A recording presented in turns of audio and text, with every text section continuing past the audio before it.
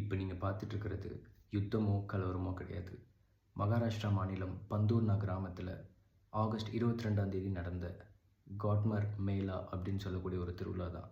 இந்த திருவிழாவில் பந்தூர்னா கிராமத்தினரும் சர்வர்கான் கிராமத்தினரும் ஜாம் நதியில் நட்டு வச்சிருக்கிற கொடியை எடுக்கிறதுக்காக ஒருத்தர் காலையிலேருந்து சாயந்தரம் வரையும் கல்லால் அடிச்சுக்கிடுவாங்க. பல நூறு வருஷத்துக்கு முன்னாடி பந்தூர்னா கிராமத்தில் இருக்கிற ஒரு பழங்குடியின பெண்ணும் சர்வர்கான் கிராமத்தில் இருக்கிற ஒரு ஆணும் லவ் பண்ணி ஊரை விட்டு வெளியேறும்போது ஜாம் ரிவரில் அவங்கள எல்லாரும் பார்த்து கல்லால் அடித்து கொன்னுடுறாங்க. அதன் நினைவாக வருஷம் நடக்கிற திருவிழா தான் இது. 2025 மட்டும் கிட்டத்தட்ட 934 பேர் இன்ஜூரி ஆயிருக்காங்க. அதில் 72 பேர் serious injury. 58 doctors, 600 policeman, 200 medical staffs, ambulance, இது எல்லாமே இந்த திருவிழாவுக்காக.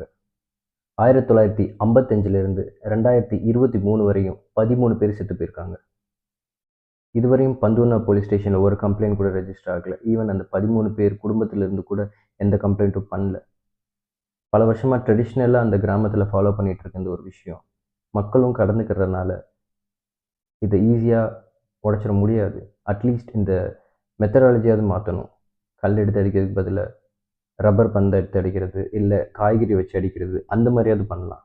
தயவு செஞ்சு human rights commission from states and central, human activist இதில் தலையிட்டு ஒரு வழக்கு பதிவு செஞ்சு இந்த திருவிழாவை முடிஞ்ச வரையும் தடை பண்ணணும். அடுத்த ஜென்ரேஷனுக்கு வயலன்ஸ் எடுத்துகிட்டு போகாமல் இருப்போம். Humanity prevails. மனிதநேயம் காப்போம்.